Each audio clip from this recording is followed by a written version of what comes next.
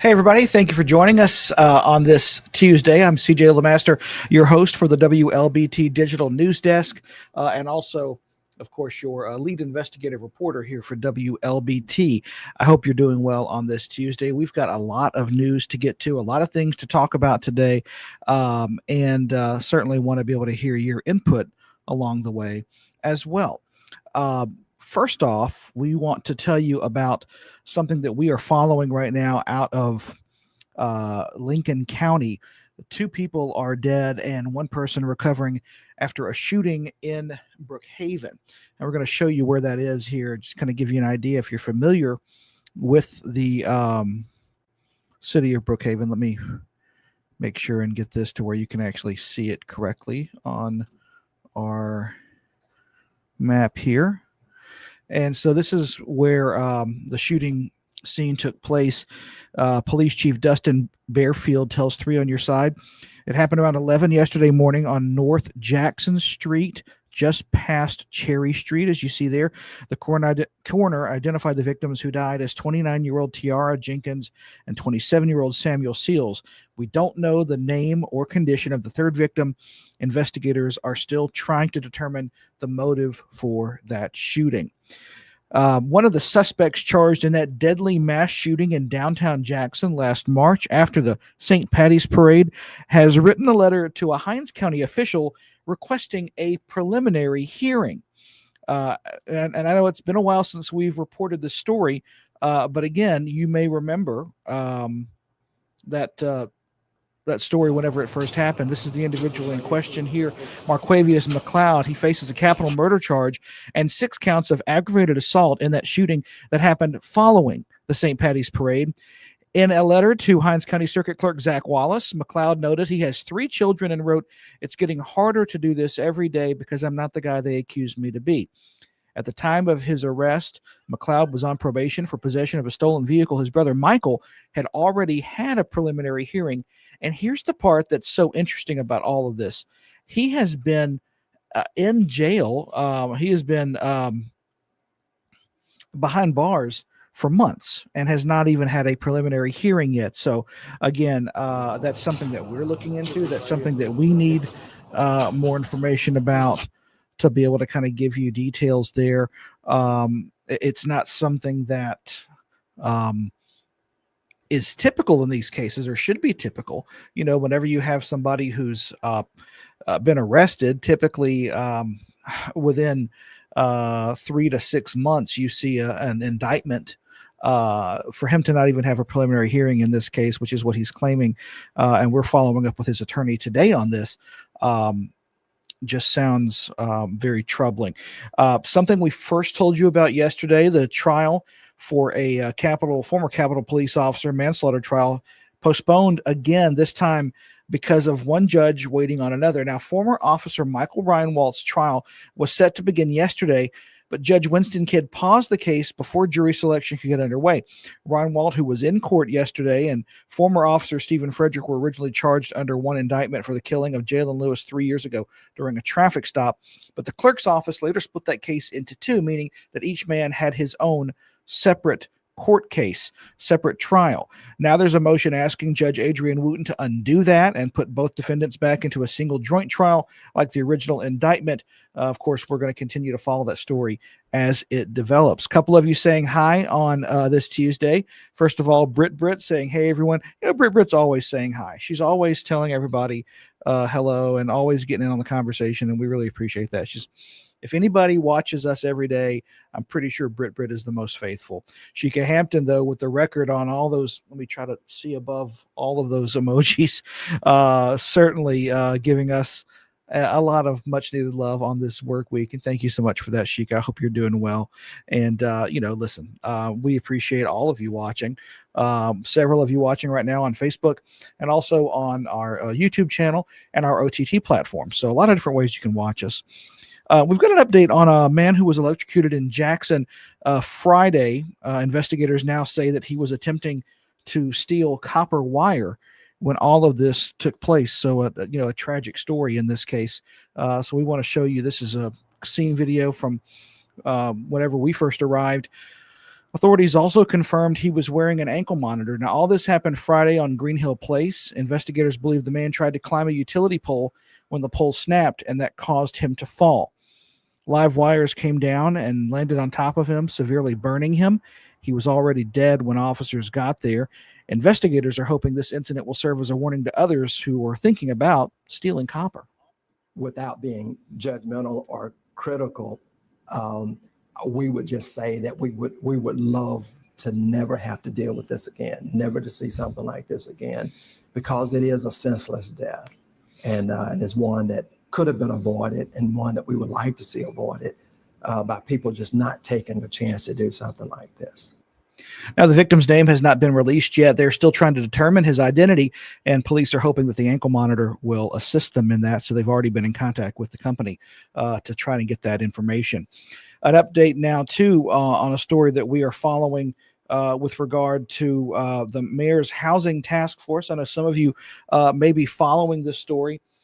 This is something that we have been actually keeping an eye on, in the light of these issues we've had with Blossom Apartments and Chapel Ridge and other apartment complexes where it appeared that the owner of those properties wasn't paying water bills, and that water ended up getting cut off, even though residents continued to pay, rent. So it just looked like the residents weren't getting their money's worth. And so the city launched a task force in response to that to try to see, if they could figure out what's going on, if there are ways that they can hopefully, get some resolution for these residents here. And so that is something that we've been following and trying to see just what the city, I actually have some footage of the, They met for a little while yesterday. We weren't able to get a lot of footage because they went into executive session shortly after we arrived. But again, these are some of the members that you're seeing here. This is something that, again, these residents and various community leaders are trying to, you can see Mayor John Horn in attendance, try to figure out and get some solutions here. For some reason, we're not able to get this script on this story. We'll actually come back to this story. I apologize, folks. Having a little technical difficulties today.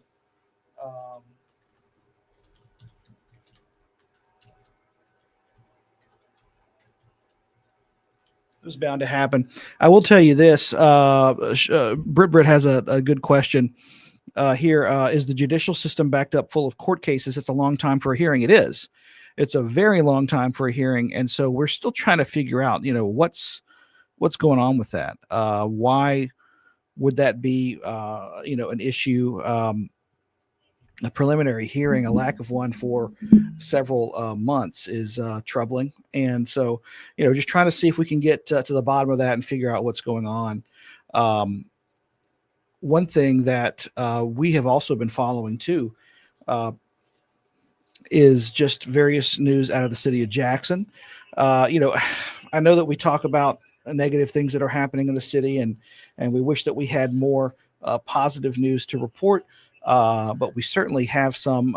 If you work in downtown Jackson, if you live in the capital city, we've got some new eateries and some new options that are going to be available for you, which is certainly, very good for those of you who are just looking for a bite to eat some days. And that's most of us here at the station. We're not far from downtown Jackson.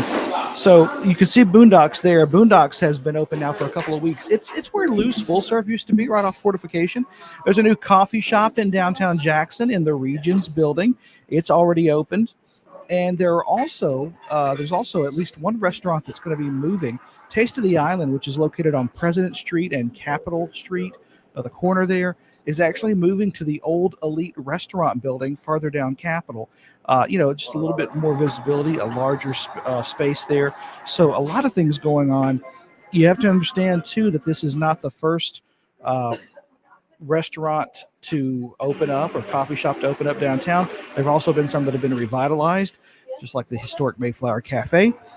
Downtown Jackson Partners says that's really sparked new growth and positive change in the area. Jackson is Mississippi's downtown, and it is the heart of our state. It is the core of how we're going to rebuild our population for the state. And I think as Jackson does well, this whole area will continue to grow and prosper. So come on down to downtown and try one of our wonderful new restaurants.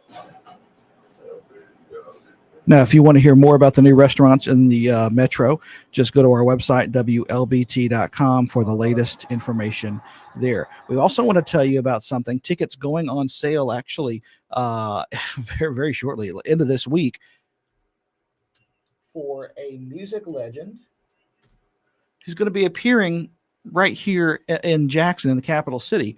And it's this man right here, Mr. Bob Dylan. He's coming to Thalhimarra Hall. Now, here's what we know at this point. Tickets slated to go on sale Friday. It's going to be April 25th. So you still got time in terms of, being able to prepare, but those tickets are going to be going on sale very soon.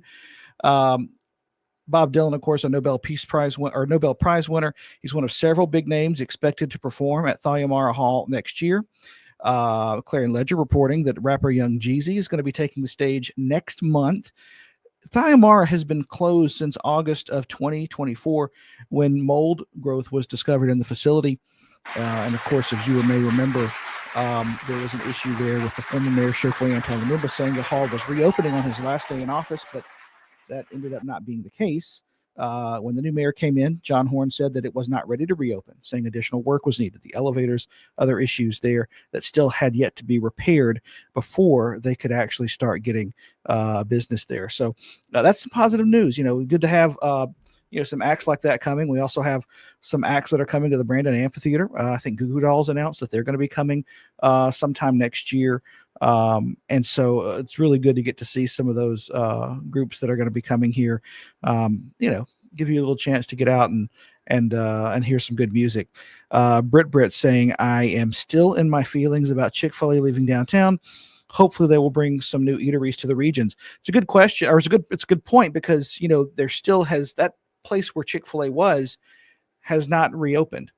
What we're hearing is that we're across the street from Chick-fil-A over there at the old Marriott, where there was a McAllister's at one time, maybe getting something new in there, maybe a vegetarian option that hasn't opened yet. But it'll be good to know, when Chick-fil-A got a lot of business downtown. And of course, that one closed because the owner or manager of that Chick-fil-A went on to open the one at Treetops Boulevard in Flowood. And so he wasn't able to have both, and so had to close the downtown location. But certainly the downtown location needs, we need more Chick-fil-A, I'd say we need more options downtown. Chick-fil-A was a big option. I'm not trying to promote one over another, but it's really good to be able to have a lot of places to choose from when you only have a few minutes to eat. Melissa Price saying, hello, everyone. Happy Tuesday. I hope you're doing well, Melissa. Happy Tuesday to you as well. I don't think we had any other stories to talk about, any other things, any other questions. So with that being said, thanks for watching. Thanks for joining us on this Tuesday. We'll leave you with a promo or a word from our sponsor, Jackson Water. But before we let you go, just keep in mind our First Alert Weather Team will be in here at 2:30 to give you an update on the rest of the week, and our early evening newscast start on air and online at 4 p.m. I'm CJ LeMaster, your lead investigative reporter and host for the WLBT Plus Digital News Desk Update. Thanks so much for watching. We'll see you back here tomorrow. Time for a neighborly tip from Jackson Water. Is it okay to pour fats, oils, and greases down the drain if I run hot water? No! What if I run the garbage disposal? No! How about if I use dish soap at the same time? No! Instead, hang on to a few containers to store and toss old cooking fat and grease once you're done. Jackson Water. Water for all the time.